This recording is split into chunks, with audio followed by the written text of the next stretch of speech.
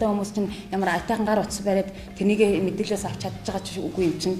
Тэгээд ер нь ийм халамж үйлчилгээний юу авах тий одоо үйлчилгээ авах нийгмийн даатгал тэтгэр тэтгэмжинд орох одоо групп янз бүрийн явахаар жоохон айгуу тийм зардал ихтэй, ачаал ихтэй, чирэгдэл ихтэй хувьд тэгж яваад ах шиг байна уу гэж бодсон. Юм хөгжиж байгаа юм чинь багаас эндээсээ үйл ажиллагаагаа явуулчихдаг энэ төр болж байвал бас тухайн үнд нэг 5 3 4-нд ч гэсэндээ бас нэмэртэй шүү дээ. Яа тэгэхэд аймаг орж явах юм хэрэг байна уу гэж бодогдмаар юм бэ. Шүн орой очиод нөгөө нэг өөрөө нөгөө давлах авах гэхлээр чи нөгөө 24 ажилдаг ганц нөгөө нэг юуны тэндээс миний нөгөө их нөгөө нэг нэгдүгээр төрхийн тэр хавьд байсан.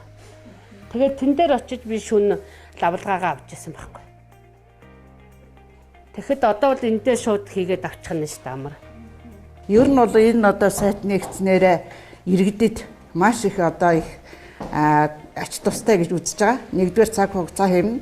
Хоёрдугаар бас эдийн засгийн хувьд, санхүүгийн хувьд бас хялбар болсон.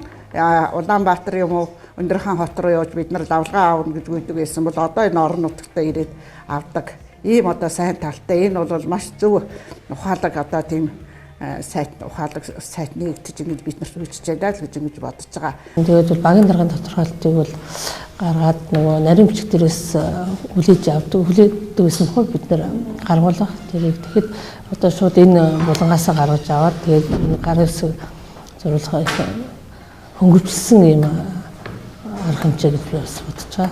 Ер нь бол энэ өчийн болон байрласнаар бол хөдөлмөрчдөд бол маш хөнгөн шуурхай мэдээллийг бол дорны энэ одоо хаанаас хайж олох уу гэхгүйгээр нэгдсэн юм өвтэй болгоод чухал байна лээ.